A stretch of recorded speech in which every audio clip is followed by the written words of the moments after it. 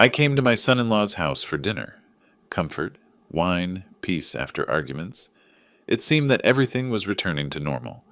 But a call from the gardener shattered this illusion. Someone is walking around your house.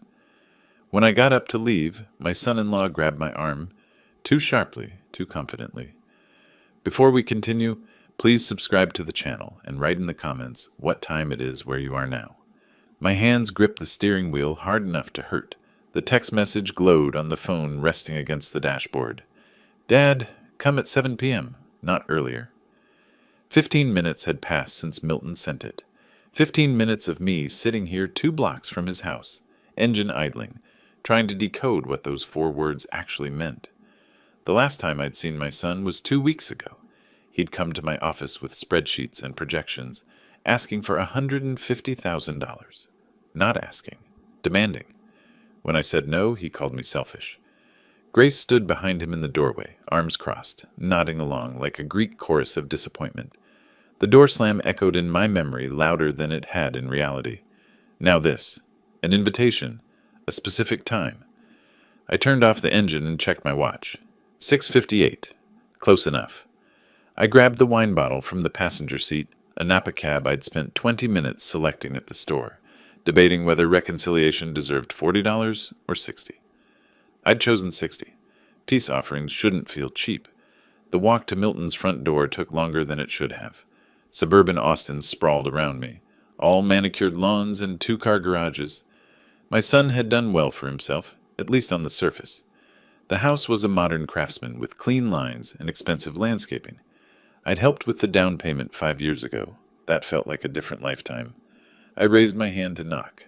The door opened before my knuckles touched wood. DeWitt! Grace's smile stretched too wide, showing too many teeth. She pulled me into a hug that lasted 3 seconds too long. My first alarm bell, quiet but persistent. We're so happy you could make it. Wouldn't miss it. I handed her the wine, studying her face. She'd always been hard to read, but tonight something felt rehearsed about her warmth. Milton appeared behind her, hand extended. Dad, good to see you. His grip was firm enough to make a point. He led me through the foyer, past family photos I'd seen a dozen times, toward the dining room. Hope you're hungry.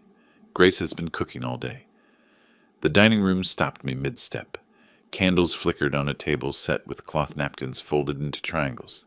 My favorite dishes, pot roast, roasted vegetables, fresh rolls, covered every available surface.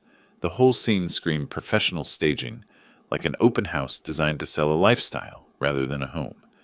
This is quite a spread. I pulled out a chair, the wood scraping against hardwood floor. Special occasion? Grace moved to the wine bottle, already uncorking it with practiced efficiency. Family doesn't need an occasion. We just wanted to see you. It's been too long. 2 weeks. It had been exactly 2 weeks. But I nodded and accepted the glass she poured, watching her hands move with choreographed precision. Milton sat across from me, his energy too bright, too eager. They were performing something, and I was the only one without a script. So, Dad. Milton passed me the rolls, his casualness feeling anything but. How's the real estate market treating you? Still holding on to that hill country property? That hill country property. The 40 acres I'd bought 3 years ago as a retirement investment. Why would he mention that specifically? Business is steady. I broke a roll in half, steam rising from the soft interior. Why do you ask? Just curious. Making conversation. The response came too quickly, like he'd practiced it. I looked at Grace, who was adjusting a candle that didn't need adjusting. She met my eyes and smiled that stretched smile again. We're so glad you came tonight. She refilled my wine glass without asking if I wanted more. Family shouldn't fight over money, right? The word hung between us like smoke. Money. The thing that had broken us 2 weeks ago now being dismissed as trivial. I set down my fork, measuring my next words carefully. I've always believed family comes first. But that doesn't mean abandoning principles. Milton's jaw tightened, just a fraction, just for a second. But I'd spent 30 years reading faces across negotiation tables. I knew the look of someone holding cards they didn't want to show. Silence settled over the table, broken only by the scrape of silverware and the distant hum of the air conditioning. Grace cleared her throat. More wine, DeWitt? She was already pouring before I could answer. Her hands trembled slightly, sending tiny ripples across the dark liquid. Another false note in this carefully composed symphony. I ate because refusing would have been more suspicious than playing along. The pot roast was excellent. Grace had always been a skilled cook, but I tasted nothing. My mind was cataloging every glance they exchanged when they thought I wasn't watching.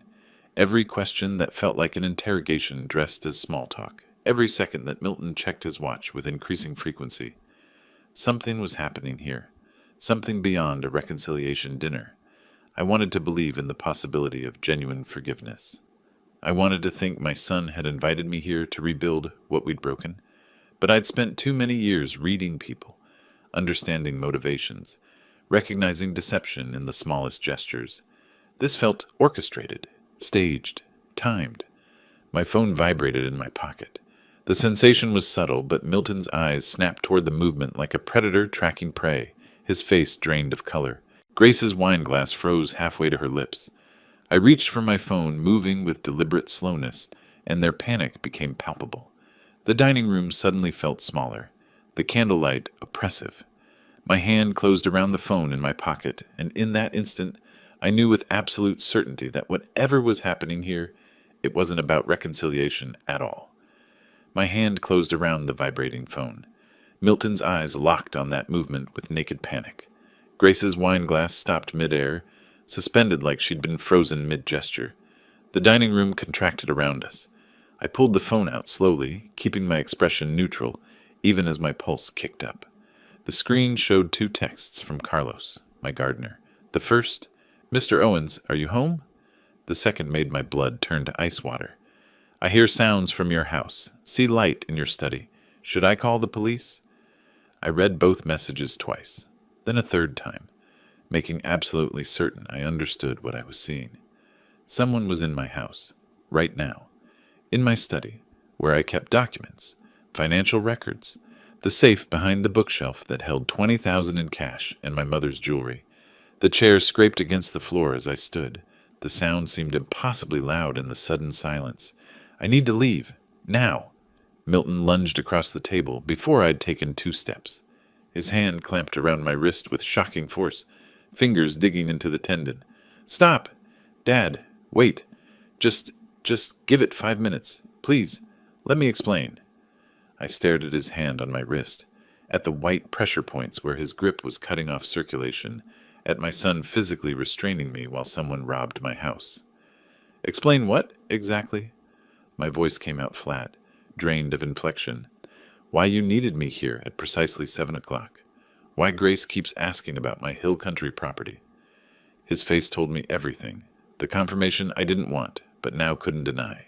The careful mask he'd worn all evening shattered completely, replaced by something desperate and cornered. Grace moved to block the dining room exit.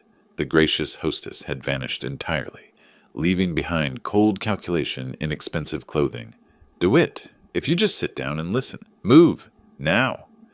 I used the voice I reserved for negotiations gone hostile, for deals where being polite had stopped serving a purpose. 3 decades of authority compressed into 2 syllables. Grace's eyes widened, but she didn't step aside. Milton's grip tightened on my wrist. "You don't understand the pressure we're under. The debts, the opportunity. You have so much, and we just needed—" "You needed to rob your own father?" I typed with my free hand, thumb moving across the screen. "Call the police now. I'm coming home." Carlos's response came immediately. "Already calling. Dad, please." Milton's voice cracked into something close to begging. "If you'd just given us the money when we asked, none of this would be necessary. You're sitting on hundreds of thousands in property and investments while we're drowning. What kind of father—" I wrenched my arm free with more force than necessary. His fingers left red marks on my wrist that would bruise by morning. The physical act of breaking his grip felt symbolic of something larger rupturing between us. What kind of son conspires to rob his father while pretending to make peace? I pushed past Grace, not roughly, but with enough determination that she had to choose between moving or being moved. She chose to step aside. Milton followed me into the hallway, still talking, still justifying. "The contractor we hired is a professional. He knows what he's doing. Nothing would be damaged. We'd pay you back with the business profits. You'd never even know if your gardener hadn't.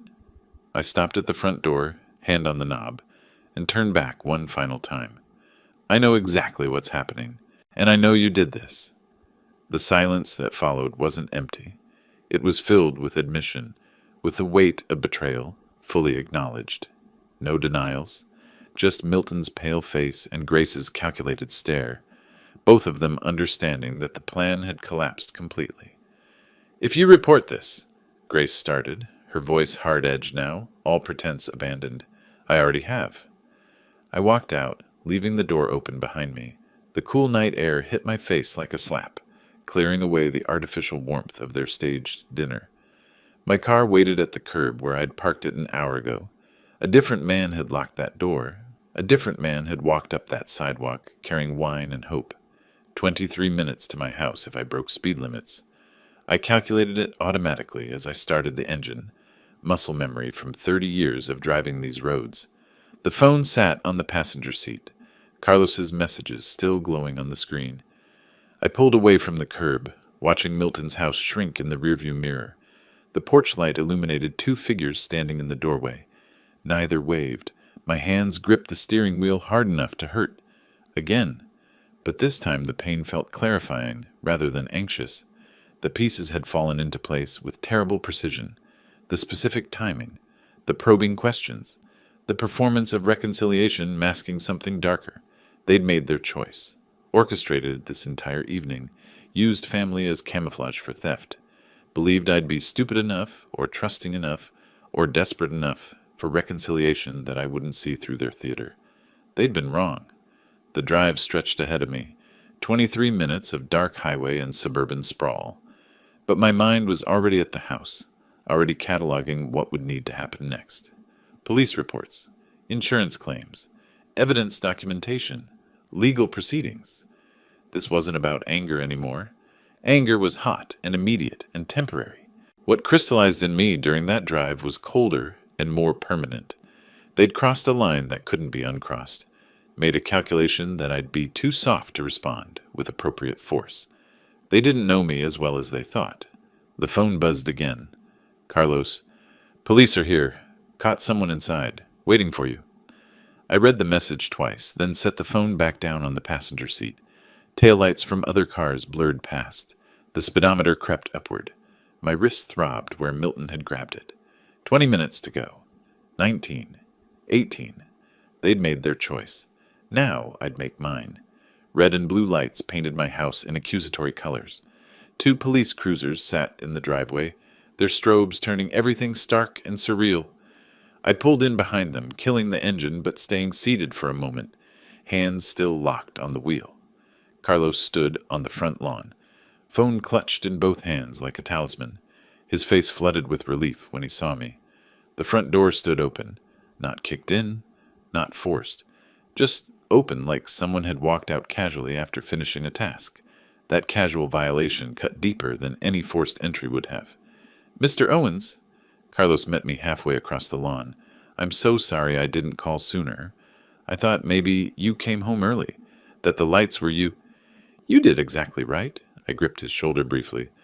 "Thank you for calling when you did. What I didn't say, if you'd called 30 minutes earlier, I'd still have illusions about my son." An officer emerged from the house, notepad in hand. Mid-40s, Hispanic woman with sharp eyes and an air of competent authority. "Mr. Owens, I'm Officer Linda Martinez. We've secured the premises and begun documenting the scene. I'll need you to walk through with me, identify what's missing." I followed her inside. Each room felt like visiting a familiar place, rendered foreign by violation. The living room looked untouched, kitchen undisturbed. But in the bedroom, my dresser drawers hung open at odd angles. The jewelry box my mother had given me sat empty on the nightstand, its velvet interior exposed like an open wound. Silver service set from the dining room cabinet. I kept my voice level, professional. $8,500 value.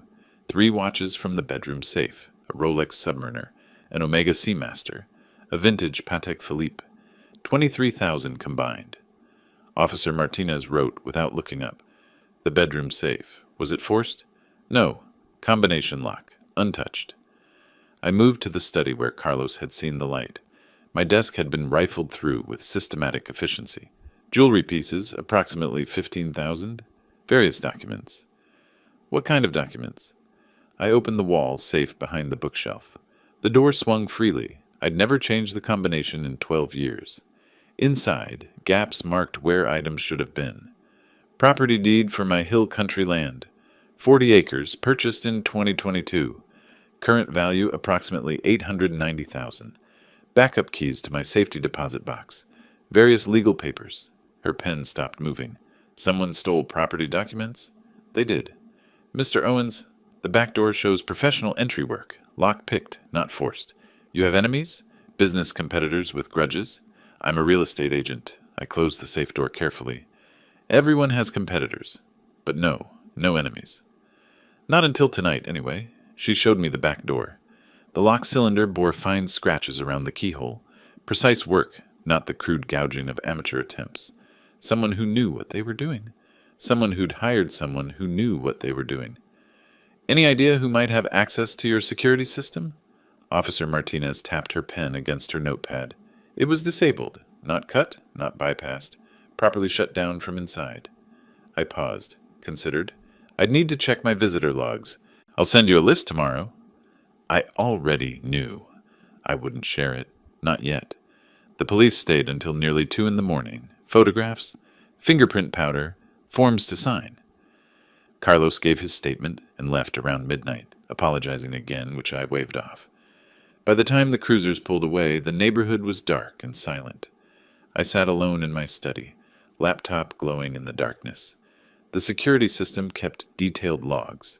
Every arm, every disarm, every entry and exit. I pulled up February 20th, 5 days ago. Milton's casual visit that I'd barely remembered.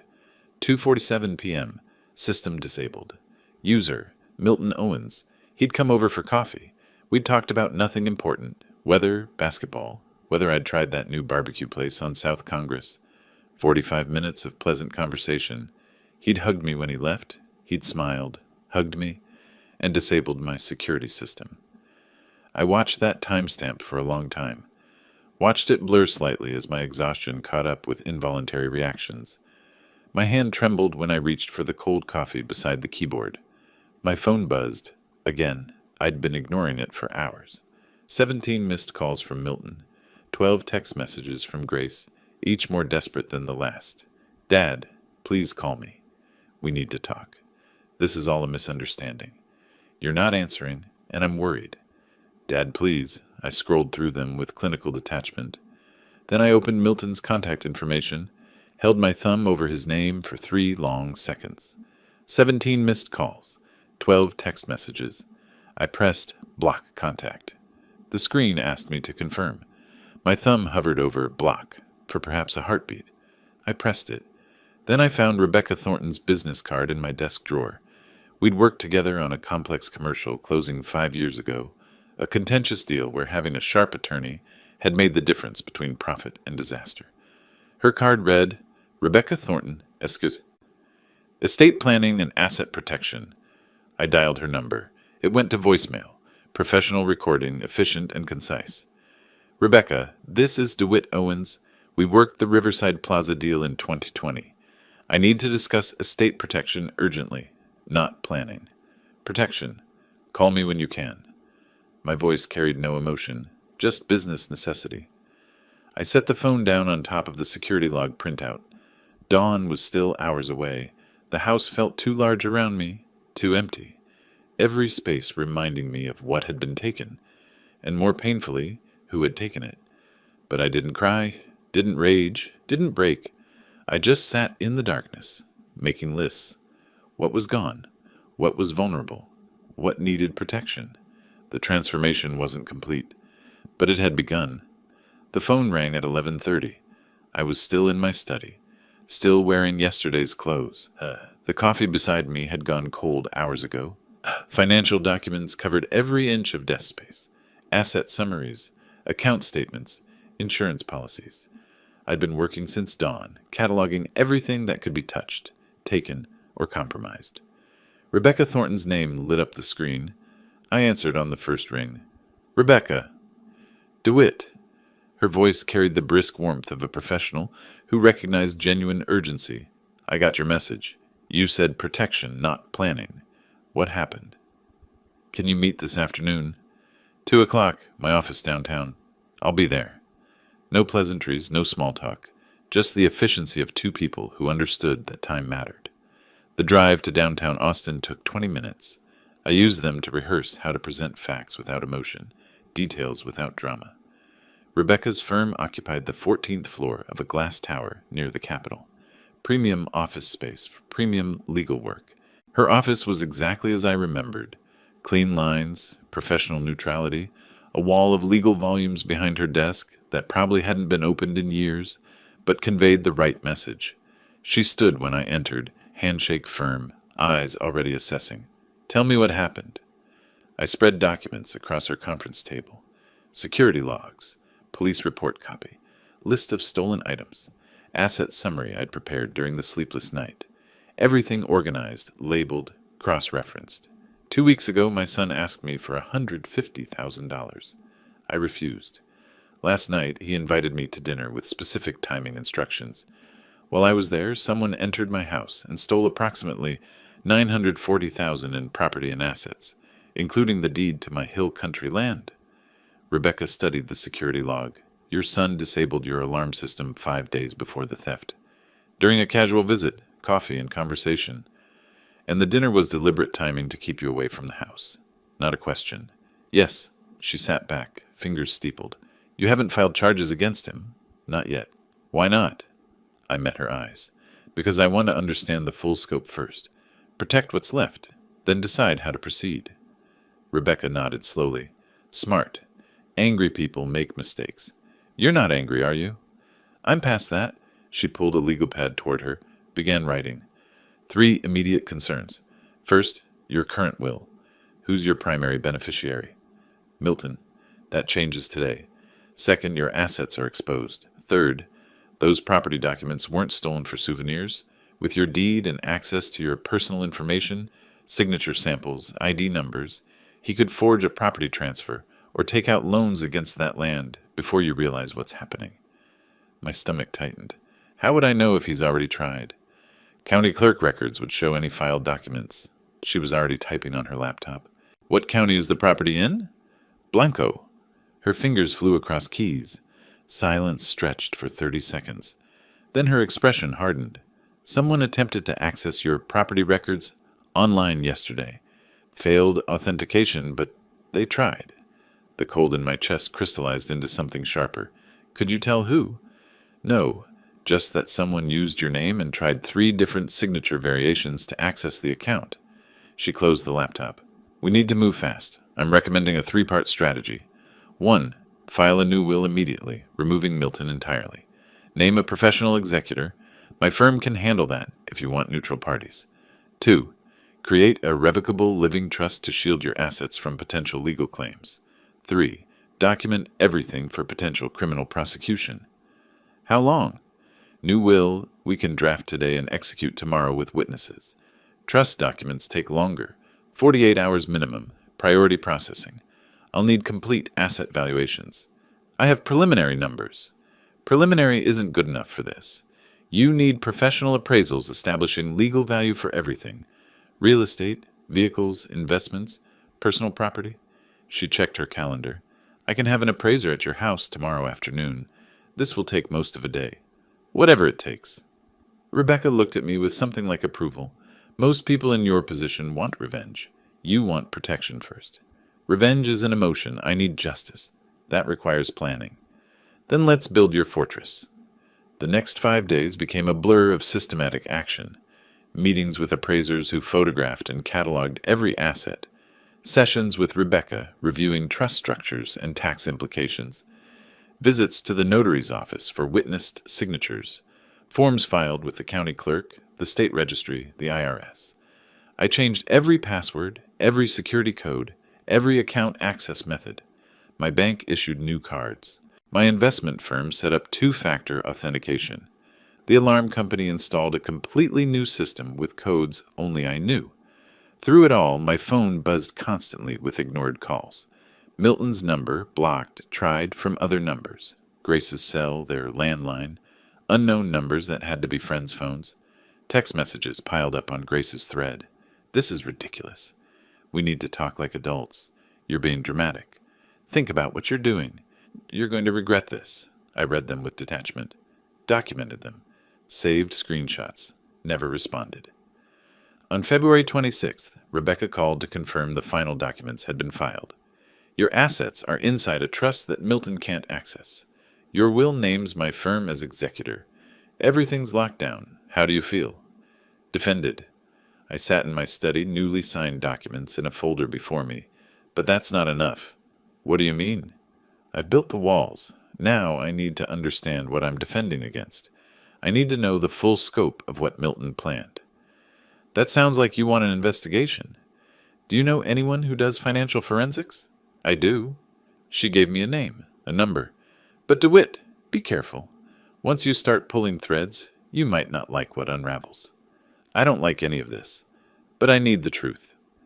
After we hung up, I looked at the business card Rebecca had given me for the forensic analyst. Then at my phone, where Grace's latest text glowed on the screen. You're going to regret this. I picked up a pen, pulled a legal pad toward me, wrote in careful block letters. What else did they plan? The question sat on the page like a challenge. I'd built my defenses, protected what remained. Now it was time to understand exactly what I was at war against. The coffee shop was deliberately neutral territory, not my home, not my office. The hideout, tucked into downtown Austin near the financial district, where nobody would recognize me or care about the conversation at the corner table. Jennifer Huang arrived exactly on time, laptop bag over her shoulder, business attire that said former federal investigator, more clearly than any introduction. Rebecca had vouched for her. Former IRS, now private sector, reputation for unraveling complex financial schemes with the same precision others might use to solve crossword puzzles. Mr. Owens? Her handshake was firm, professional, no sympathy in her eyes, which I appreciated, just assessment. I slid a folder across the table. Everything I know about my son's business plans. Bank information from when I was listed as emergency contact. That access lapsed months ago, but you'll have starting points. Employment history. The loan applications he wanted me to co-sign. She flipped through without speaking, absorbing information the way a scanner reads documents. Your son asked you to co-sign a business loan? 4 months ago, I declined. Smart. She looked up. Your son's in deep trouble financially. This loan structure screams desperation. How deep? $250,000 in total debt counting credit cards and the business loan. That's pressure. I kept my voice level. Enough pressure to rob your father? People do worse for less. She closed the folder. What exactly do you want me to find? Everything.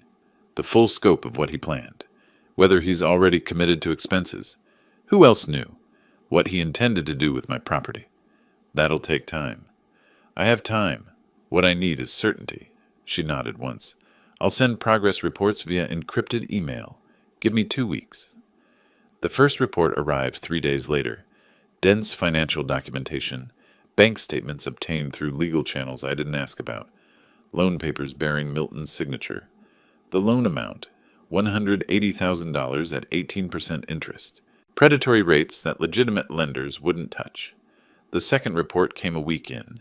This one included lease agreements. Premium office space in Austin's tech corridor.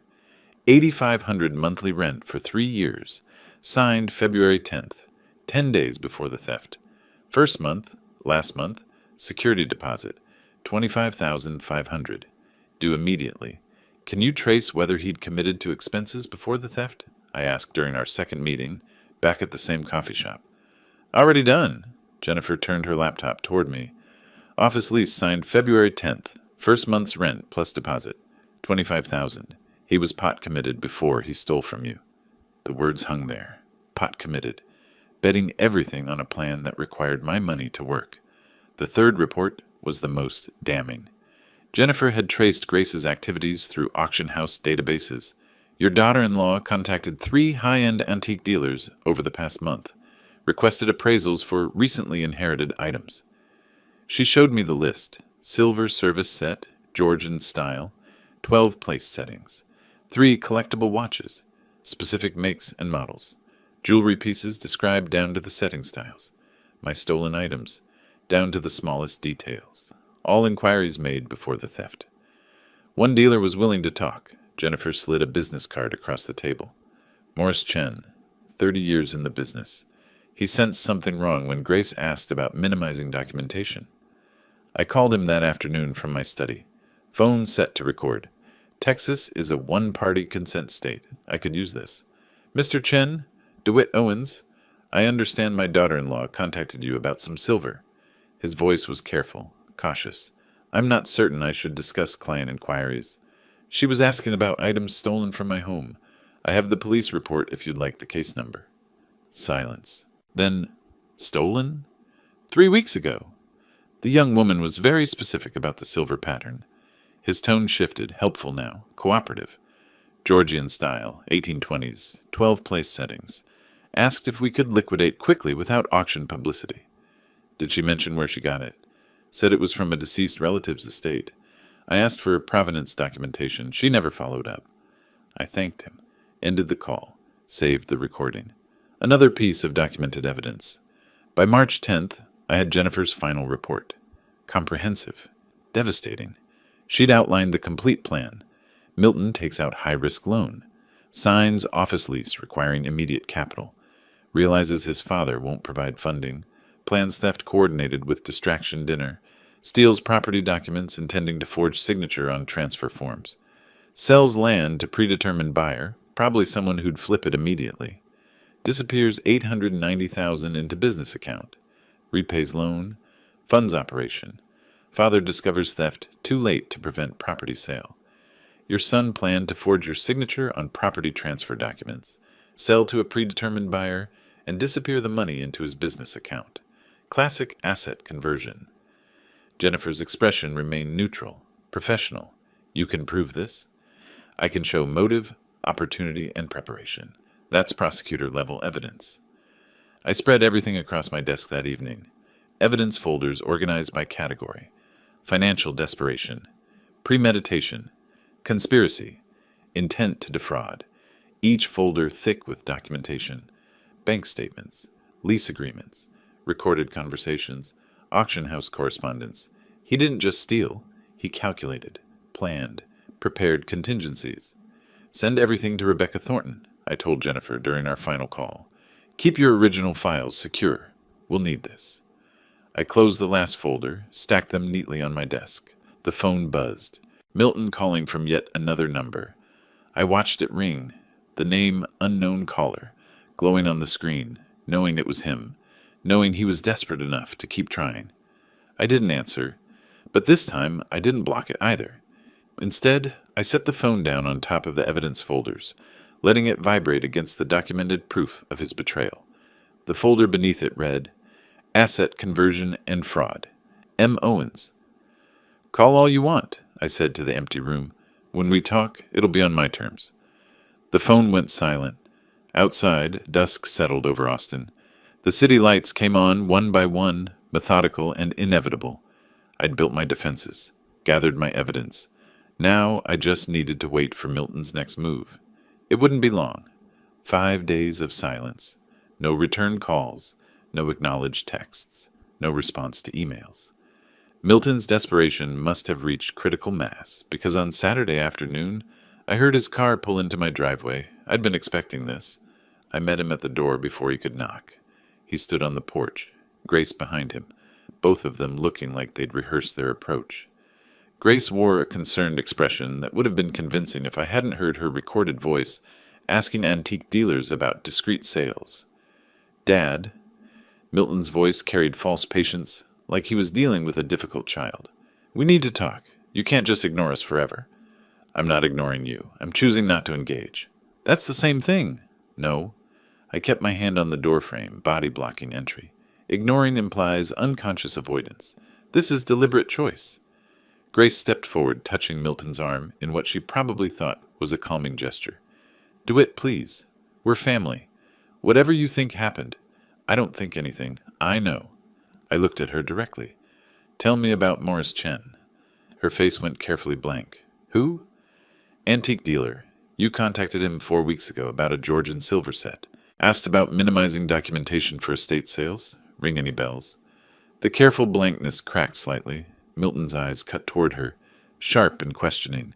I don't know what you're talking about, but her voice had gone tight. I have the recording. He was very helpful once I explained the items you described were stolen from my home. Milton's jaw tightened. You're recording conversations without people knowing? Texas is a one-party consent state, completely legal.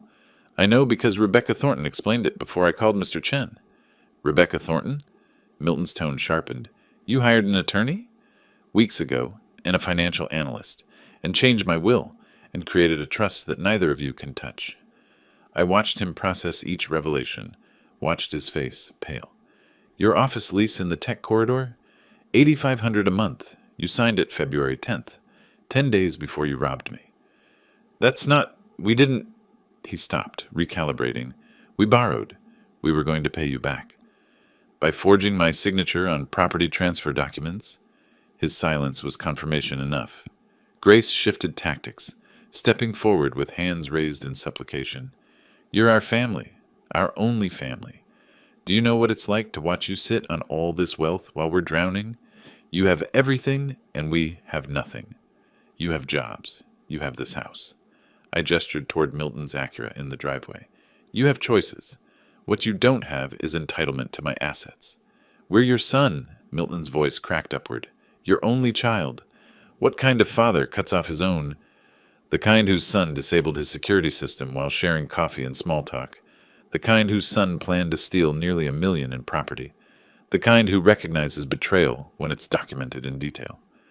Grace's concerned expression evaporated completely, replaced by something colder. If you pursue this legally, you'll regret it.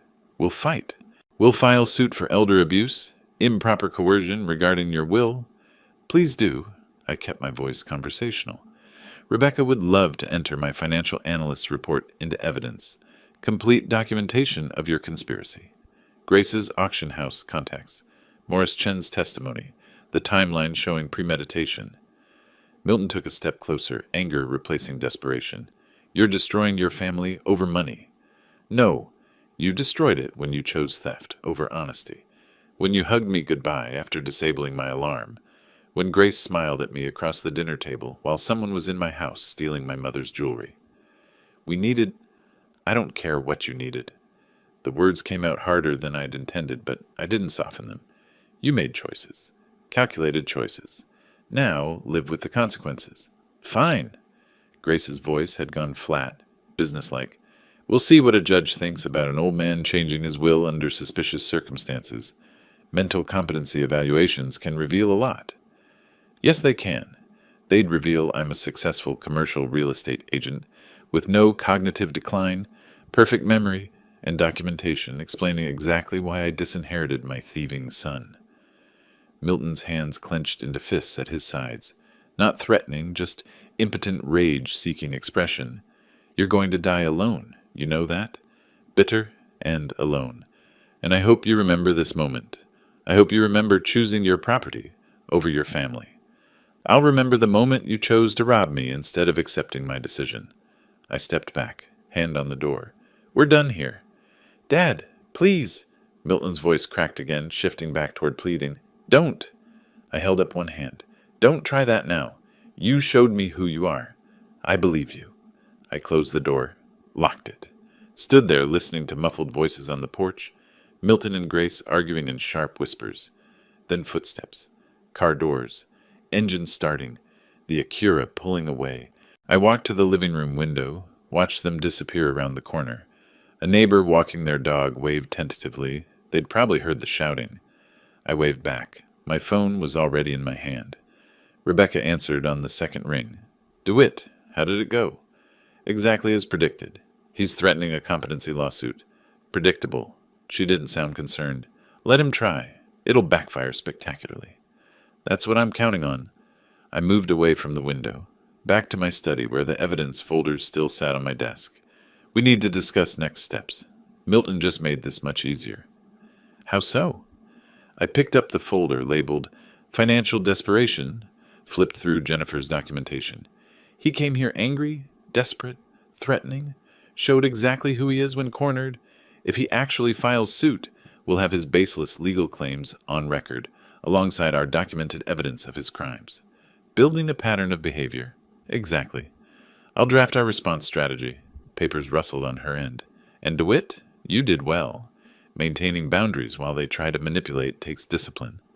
They stopped being family when they started planning the theft. Still, not everyone could maintain that level of control. After we hung up, I sat at my desk in the quiet house. Outside, afternoon shifted toward evening. The evidence folders sat before me, organized and ready. Milton had made his move, shown his hand, escalated rather than retreated, which was exactly what I needed him to do. The summons arrived on a Monday morning. I sat at my kitchen table, reading it twice to make sure I understood what Milton had actually done. Petition for determination of mental competency and appointment of conservator. He'd filed it, actually filed a lawsuit claiming I was mentally incompetent to manage my own affairs. The allegations were predictable: irrational financial decisions, age-related cognitive decline, vulnerability to exploitation. I set the document down carefully and called Rebecca. She answered immediately. You got the summons. An hour ago. How do you feel? Amused. I picked up the petition again, scanning the legal language. He's claiming I'm incompetent because I changed my will and created a trust.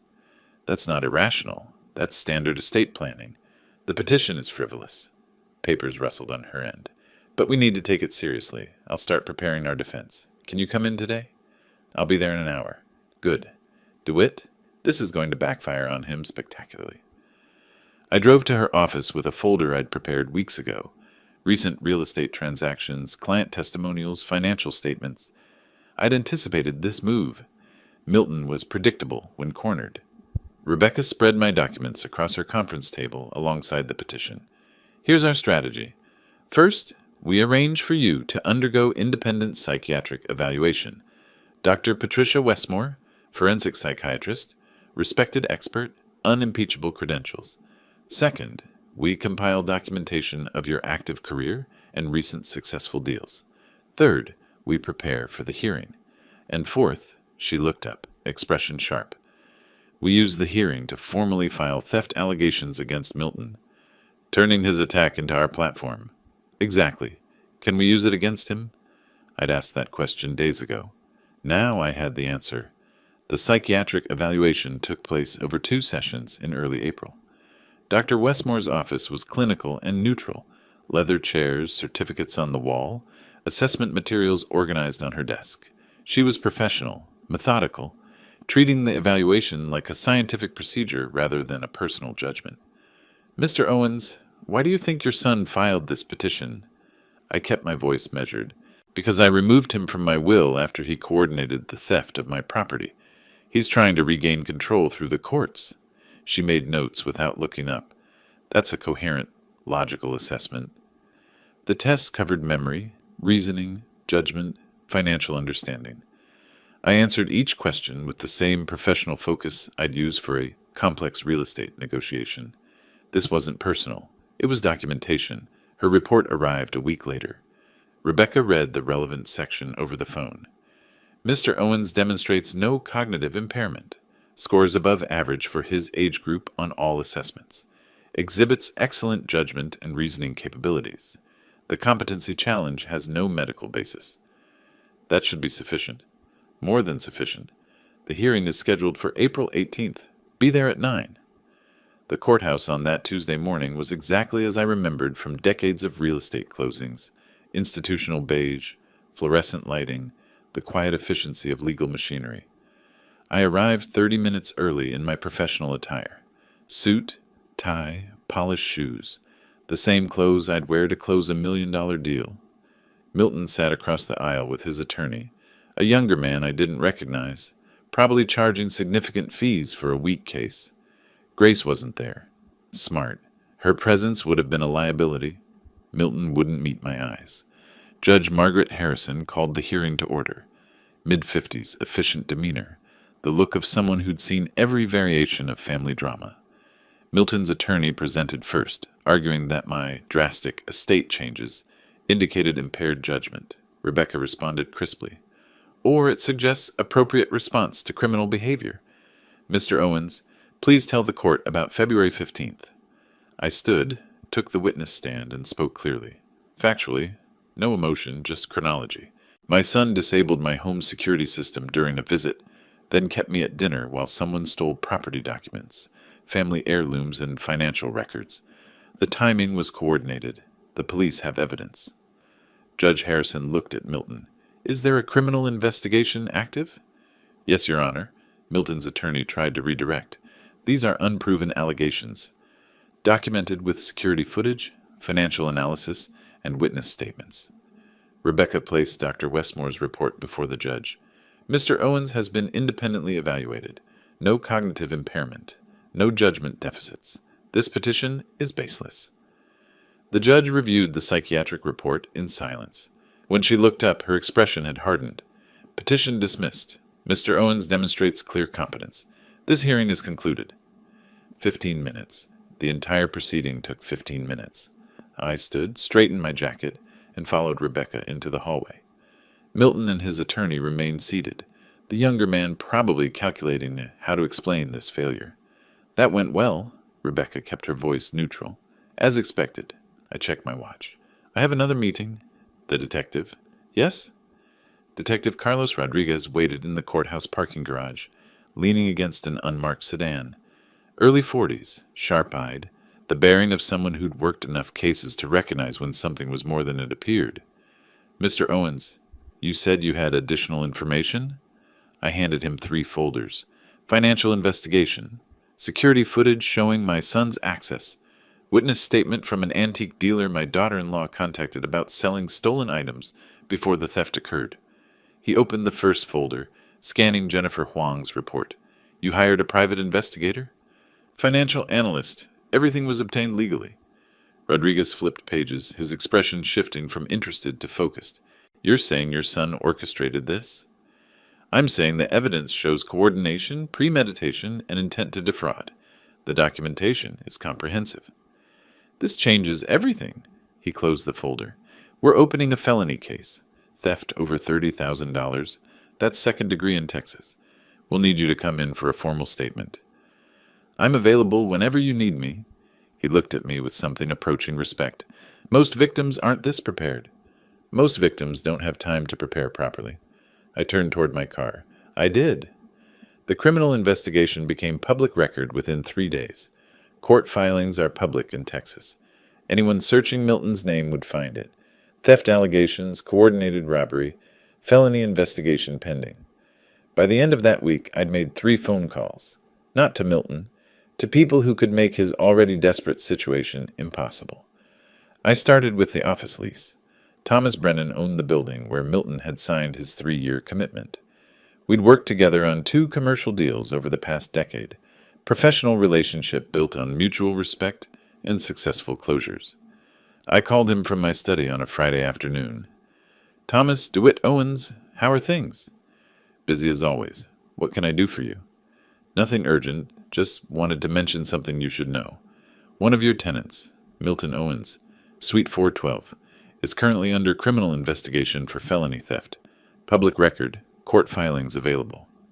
Silence. Then, that's your son. Yes. And you're telling me this because? Because you have a business to protect. What you do with the information is your decision. I kept my tone neutral, factual. I thought you'd want to know before making decisions about lease renewals or payment arrangements. Appreciated. His voice had shifted to business calculation. I'll look into it. The lease had a standard clause about criminal conduct affecting tenancy. Thomas would find it. He'd act on it. Not because I asked him to, but because protecting his property values was smart business. The second call went to Karen Voss at First Capital Bank. Not Milton's loan officer. She'd never discussed client information with me, but the compliance department. Public service reporting.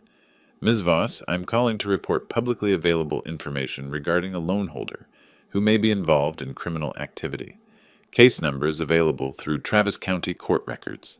Professional, factual, legal. Banks have automatic protocols for loan holders under felony investigation. Risk assessment triggers. Mandatory reviews. Milton's high-interest loan already flagged him as high risk. Add criminal investigation, and the algorithms would do the rest. The third call was more delicate. Andrew Chen, commercial real estate attorney, who'd referred several clients to Milton over the past year. We'd closed deals together, knew each other's reputations. I met him for coffee downtown. Andrew, appreciate you making time. Always. What's on your mind? I slid a folder across the table. My son's under criminal investigation for theft, financial fraud, coordinated robbery. The court records are public. I thought you should know before referring more clients his way. He didn't open the folder immediately, just looked at me, assessing. You're torpedoing your own son. I'm providing factual information to protect your clients. What you do with it is your choice. Why tell me this? Because you value your reputation, and your clients trust your referrals. If Milton's business collapses under criminal charges, everyone connected to him gets splattered. I'm giving you a chance to step back before that happens. He opened the folder, read the first page, closed it. I appreciate the heads up. Professional courtesy. Andrew Chen stopped referring clients within the week. Word spreads in professional networks. Not gossip, just risk management. People protecting their businesses, their reputations, their clients. Milton's business inquiries dried up, his scheduled consultations canceled, his pipeline emptied. The bank's automated review triggered on April 30th. I didn't know the exact timing. I didn't need to. The mechanisms were predictable. High-risk borrower plus criminal investigation equals loan acceleration clause. Standard practice. Milton received notice that his $180,000 loan was being called. Full repayment required within 30 days. Impossible for someone with no income stream, mounting debts, and a collapsing business. Thomas Brennan invoked the lease termination clause on May 5th. Criminal investigation affecting property reputation, tenant failure to maintain business operations, breach of lease terms. Milton had 30 days to vacate. I didn't contact Milton, didn't gloat, didn't explain. I just watched the dominoes fall with the same professional detachment I'd used to monitor a complex closing. Each piece moving exactly as predicted, each consequence flowing naturally from the one before. By mid-May, Milton had no office, no active loan, no client pipeline, no income source. Grace stopped posting on social media. Their house went up for sale, not by choice but necessity. Mortgage payments stopped being theoretical when there's no money coming in. I sat in my study one evening, late May, reviewing the timeline I'd kept. February, the theft. March, legal protections established. April, competency challenge dismissed, criminal investigation opened. May, business structure collapsed. Efficient, precise, complete. My phone rang. Unknown number. I answered. Dad! Milton's voice was rough, exhausted. Please, we need to talk. Just you and me. I said nothing. Let the silence stretch. I'll come to you. Tomorrow morning. I'm asking. Please. I considered. This was the moment I'd been engineering for months. Milton stripped of leverage, of options, of dignity, coming to beg because he had nowhere else to turn. 10 o'clock, front porch. Don't bring Grace.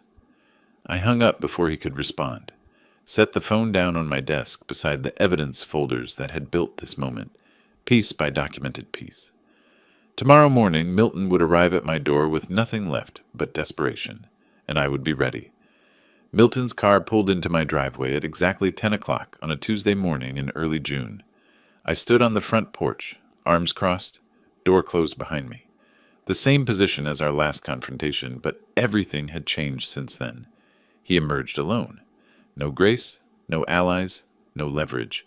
He looked hollowed out, unshaven, wrinkled shirt, shadows under his eyes that spoke of sleepless nights and mounting panic. The bank's 30-day deadline was 9 days away.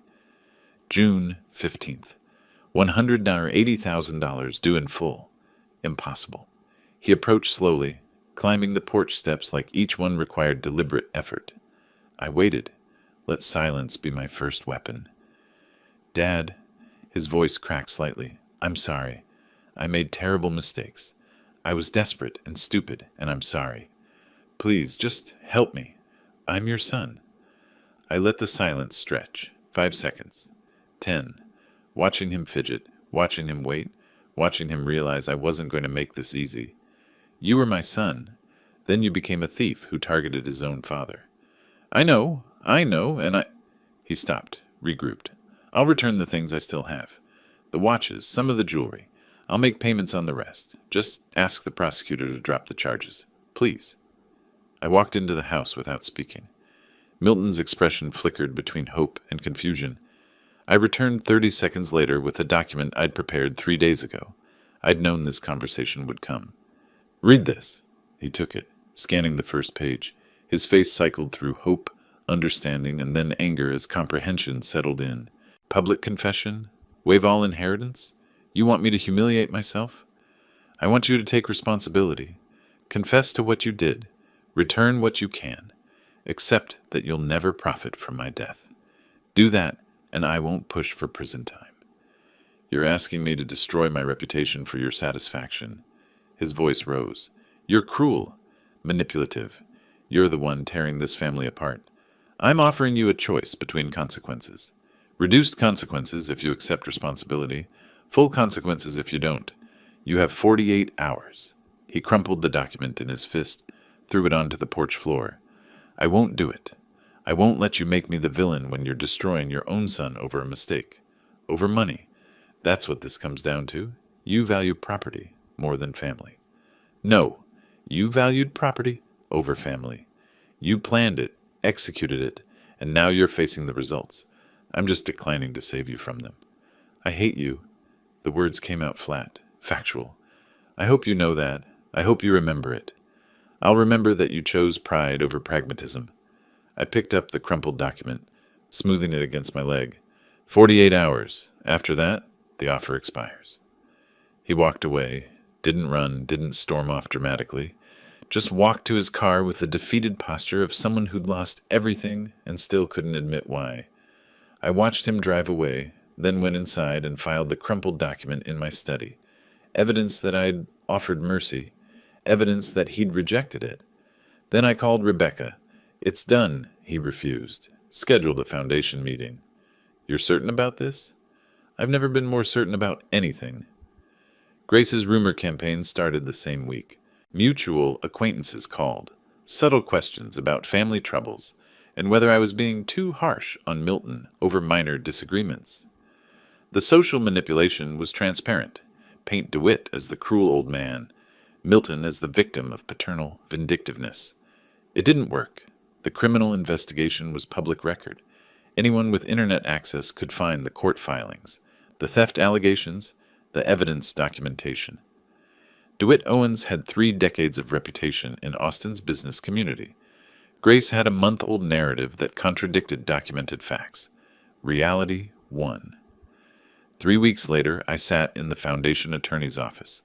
Rebecca was there, along with 2 accountants and a specialist in charitable trust structures. The conference table was covered with documents, property titles, investment account transfers, liquid asset assignments. This is permanent, Rebecca said, not for the first time. Once you sign, these assets belong to the foundation. You can't reclaim them. I understand. You're transferring everything. $2.1 million in total assets. You'll live on your current income and whatever you generate going forward. But the accumulated wealth, it's gone from your personal estate. I want everything transferred. Property, investments, accounts, everything. The foundation will provide scholarships for young entrepreneurs who demonstrate integrity. People who build businesses honestly. The attorney slid the final document across the table. Irrevocable transfer of assets. Owens Entrepreneurship Foundation. I signed. The notary stamped. It was done. Rebecca looked at me with something between respect and curiosity. You've just permanently disinherited your son. I've just ensured my assets will help people who deserve them. I stood, collecting my copies. How's the criminal case progressing? Trial's scheduled for August. The prosecutor's confident. I nodded once. Good. I left the office and drove home through Austin's afternoon heat, the signed documents on the passenger seat. The foundation was established. The scholarships would launch in fall. Young entrepreneurs with solid business plans and demonstrable character would receive funding to start honest ventures. Milton would receive nothing. Not from my estate, not from any future inheritance, not from any legal maneuvering he might attempt. The foundation structure was ironclad. I'd built something permanent from the ruins of our relationship, something that would outlast both of us, help people who'd never heard of Milton or his betrayal, create value where he'd tried to destroy it. The next morning I returned to work. A commercial property showing for a potential client. Contract negotiations on a retail space lease. Normal business activities that had nothing to do with revenge or justice or family drama. Life continuing, as it does, regardless of what burns down behind you. The trial concluded on a Thursday in mid-August. Milton pled to reduce charges. The prosecutor couldn't prove every element of the original felony theft, but there was enough for conviction on criminal trespass and theft of property over $30,000. The judge wasn't sympathetic. I sat in the courtroom gallery, third row back, watching the sentencing. Rebecca sat beside me, professional and silent. Milton stood before the bench with his attorney, shoulders hunched, that same defeated posture from our porch confrontation. "Mr. Owens." Judge Harrison's voice carried the weight of considered judgment. "You orchestrated a theft against your own father. You violated his home, his security, his trust. The court finds no mitigating factors that excuse such calculated betrayal." She sentenced him to 3 years supervised probation, 200 hours of community service, and $50,000 in restitution. No prison time. First offense, full guilty plea, agreement to pay restitution. But the conviction would stand, permanently. "Probation violation will result in incarceration," the judge added. "You'll report to your probation officer weekly. Any new offenses, any failure to meet conditions, and you'll serve the suspended sentence. Do you understand?" "Yes, Your Honor." Grace wasn't in the courtroom.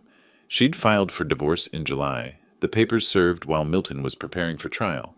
Pragmatic move, protecting herself from his legal and financial liabilities, getting out before the collapse was complete. Smart woman. Just used her intelligence for the wrong purposes.